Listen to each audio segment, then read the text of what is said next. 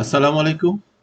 আজকে আমরা কিভাবে স্কেলার, ভেক্টর, ম্যাট্রিক্স, টেন্সর এগুলি তৈরি করতে হয় সেগুলি প্র্যাকটিক্যালি আমরা এই জুপিটার নোটবুকের মাধ্যমে পাইথনের কোড দিয়ে দেখব।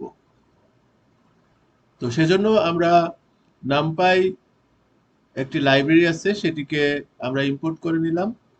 আর এই স্কেলার, ভেক্টর, ম্যাট্রিক্স এগুলি কাকে বলে আমরা তো বিস্তারিত আলাপ করেছি আমাদের লিনিয়ার অ্যালজেব্রা যে প্লেলিস্টটা আছে তার প্রথম দিকেই এই বিষয়গুলি নিয়ে আলাপ করেছি। তবুও আরেকবার এখানে বলছি যে যখন কোনো রাশির কোনো দিক থাকে না, শুধু মান থাকে, যেমন এখানে এক, সেটাকে আমরা স্কেলার বলছি। যদি একটা দিক থাকে, যেমন এখানে উপর নিচে একটাই দিক আছে, ওয়ান আর টু, এটাকে আমরা ভেক্টর বলছি, কিংবা এটা ডানে বামেও হতে পারতো, হরিজন্টালি বা ভার্টিক্যালি যেদিকেই হোক সেটাকে আমরা ভেক্টর বলি। আর যখন দুইটা দিক থাকে, যেমন এখানে ম্যাট্রিক্স সেটাকে বলে। যেমন ধরেন এখানে হরিজন্টালিও 1 2 3 4 আছে, আবার ভার্টিক্যালিও 1 3 2 4 আছে, তার মানে এখানে দুইটা দিক আছে, এগুলিকে আমরা ম্যাট্রিক্স বলি। আর অনেকগুলি ম্যাট্রিক্স নিয়ে আসলে একটা টেন্সর তৈরি হয়। অর্থাৎ এটাকে অন্য ভাষায় আমরা এই ভেক্টরকে অনডি বলি। এই স্কেলারের আসলে কোনো ডাইমেনশন নাই, ভেক্টরকে অনডি বলি, ম্যাট্রিক্সকে 2D বলি। টেন্সর আসলে 2D এর বেশি, মোর দ্যান 2D। তো আমরা এখন স্কেলার কিভাবে তৈরি করতে পারি? আমরা নামপাই এর অ্যারেঞ্জ ফাংশন আছে, np.arrange, সেই ফাংশনের মাধ্যমে আমরা 2 থেকে 3 পর্যন্ত লিখলে আপনারা জানেন যে একটাই মাত্র ভ্যালু আসবে, 2। তো সেই 2টা এস এর মধ্যে স্টোর হবে। তো আমরা তারপরে যদি ডিসপ্লে করি তাহলে দেখতে পারবো যে এই যে 2, এর কিন্তু কোনো দিক নাই, অর্থাৎ একটাই আইটেম, তাহলে এটা একটা স্কেলার রাশি। এরপরে আমরা আবার ওই অ্যারেঞ্জ ফাংশন দিয়েই আসলে এটা হবে 1 থেকে 3 পর্যন্ত ভ্যালু এখানে স্টোর হবে। আমরা চলেন রান করে দেখি। এই যে 0 1 2 3, এটার কিন্তু একটা দিক আছে, তাই আমরা এটাকে বলছি ভেক্টর। এবার ম্যাট্রিক্স। তো ম্যাট্রিক্স ওই বিশেষ আহ, ভাবে আমরা রিশেপ করে আমরা ওয়ান ডাইমেনশনাল আইটেমকে 2 ডাইমেনশনাল করে ফেললাম। এবং আমরা দেখেন এই অ্যারেঞ্জ ফাংশনের মাধ্যমেই আমরা 0 থেকে 7 পর্যন্ত 8টি আইটেম নিয়েছি এবং সেটাকে 4 2, অর্থাৎ 4টা রো 2টা কলাম, এভাবে আমরা একটা ম্যাট্রিক্স বানালাম। সেটা এম এর মধ্যে স্টোর করলাম, এম কে দেখলাম। তাহলে এম কে যদি ডিসপ্লে করি তাহলে এখানে দেখেন, এখানে বলা হচ্ছে 4টা রো, এই যে 4টা রো, 2টা কলাম, এই যে 2টা কলাম, তাহলে এটা একটা ম্যাট্রিক্স।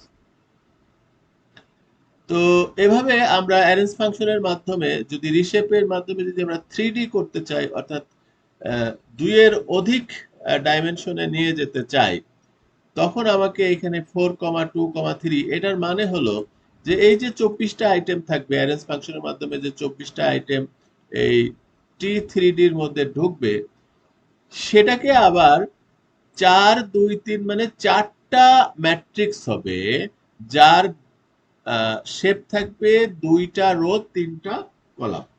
তার মানে হচ্ছে যে এরকম আমরা যদি চিন্তা করি যে এরকম 4টা ম্যাট্রিক্স থাকবে, প্রত্যেকটা ম্যাট্রিক্সের 2টা করে রো থাকবে। ধরেন এরকম 2টা করে রো থাকবে, 3টা করে কলাম থাকবে। তার মানে এটা একটা ম্যাট্রিক্স হবে। তারপরে ঠিক এরকমই আবার আরেকটা ম্যাট্রিক্স হবে, আবার এরকম আরেকটা হবে, এবং আরেকটা হবে। মোট আমাদের 4টা, এখানে তো 3টা হইলো, আরো একটা ধরেন এখানে আঁকলাম। এরকম 4টা ম্যাট্রিক্স হবে এইভাবে, 3টা করে কলাম আর 2টা করে রো। এই যে 2 3, 3টা করে কলাম আর 2টা করে রো। তো চলেন আমরা এটাকে রান করে দেখি আসলে কি হয়, এবং সাথে সাথে ডিসপ্লেও করছি।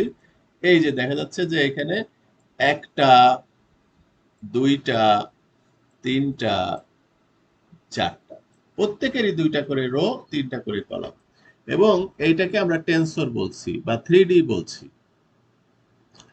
তো এখানে দেখেন আমাদের তিনটা ব্র্যাকেট আছে শুরুতে, এর থেকেও আমরা বুঝতে পারি যে এটা একটা 3D, শেষও হবে তিনটা ব্র্যাকেট দিয়ে। 3D এর ভিতরে আসলে চারটা 2D আছে, একটা দুইটা তিনটা চারটা। এবার চলেন আমরা ম্যাট্রিক্স এবং স্কেলার অপারেশন করি, অর্থাৎ এম এর সাথে এস দুটোকে আলাদাভাবে এখন দেখি। এম এর মধ্যে তো এটা তো ম্যাট্রিক্স, এটার মধ্যে ছিল আমাদের এরকম একটা জিনিস ছিল, আর এস এর মধ্যে ছিল 2। তো এখন যদি আমরা এম এর সাথে এস কে যোগ দিই, অর্থাৎ এই ম্যাট্রিক্সের সাথে যদি স্কেলারটা যোগ দিই, তাহলে কি হবে? ম্যাট্রিক্সের মধ্যে তো চারটা চারটা আটটা আইটেম আছে, স্কেলার তো একা। তো যোগ হইলে যেটা হয়, প্রতিটা আইটেমের সাথে স্কেলারটা যোগ হয়ে যায়। চলেন আমরা দেখি। এই যে দেখেন এইখানে কিন্তু এই 2 যোগ হয়েছে 0 এর সাথে, তাই 2 হয়েছে, 2 যোগ হয়েছে 2 এর সাথে, তাই 4 হয়েছে, 2 যোগ হয়েছে 4 এর সাথে, তাই 6 হয়েছে, 2 যোগ হয়েছে 6 এর সাথে, তাই 8 হয়েছে, 2 যোগ হয়েছে 1 এর সাথে 3 হয়েছে, 2 যোগ হয়েছে 3 এর সাথে 5 হয়েছে, এরকম করে কিন্তু জিনিসটা হয়েছে। মাইনাস করলে কি হবে? একই ঘটনা, প্রত্যেকের সাথে এই এস মানে 2 মাইনাস হবে। চলেন দেখি। এই যে এই যেহেতু এটা 0 ছিল, এই যে 0 ছিল, তাহলে 0 এর সাথে 2 মাইনাস করলে -2 হয়, 2 এর সাথে 2 মাইনাস করলে 0 হয়, তারপরে 1 এর সাথে 2 এখানে ছিল 3, 3 এর সাথে 2 মাইনাস করলে 3 এর সাথে যদি 2 মাইনাস করা যায়, না এখানে তো আসলে 1 ছিল, 1 এর সাথে মাইনাস করছি আমরা 2, তাহলে -1 থাকবে, রাইট, ঠিকই আছে, -1 থাকবে। তারপরে 3 এর সাথে আমরা 2 মাইনাস করলে 1 থাকবে, 5 এর সাথে 2 মাইনাস করলে 3 থাকবে, 7 এর সাথে 2 মাইনাস করলে 5 থাকবে, প্রত্যেকের সাথে 1 মাইনাস হবে। আমরা এম কে আবার এখানে আরেকবার প্রিন্ট করে রাখি যাতে আমাদের পরেরগুলি দেখতে সুবিধা হয়। আচ্ছা, এটা আমাদের এম ছিল। এখন এস দিয়ে গুণ দিলে তাহলে কি হবে? এই মাল্টিপ্লাই করলেও প্রত্যেকের সাথে মাল্টিপ্লাই হবে। চলেন দেখি। এই যে 0 এর সাথে 2 মাল্টিপ্লাই হলে তো 0ই হয়, 2 এর সাথে 2 মাল্টিপ্লাই হলে 4 হয়, 4 এর সাথে 2 মাল্টিপ্লাই হলে 8 হয়, এবং 6 এর সাথে 2 মাল্টিপ্লাই হলে 12 হয়। একইভাবে 1 এর সাথে 2 মাল্টিপ্লাই হলে 2 হয়, 3 এর সাথে 6 হয়, 5 এর সাথে 10 হয়, এবং 7 এর সাথে 14 হয়।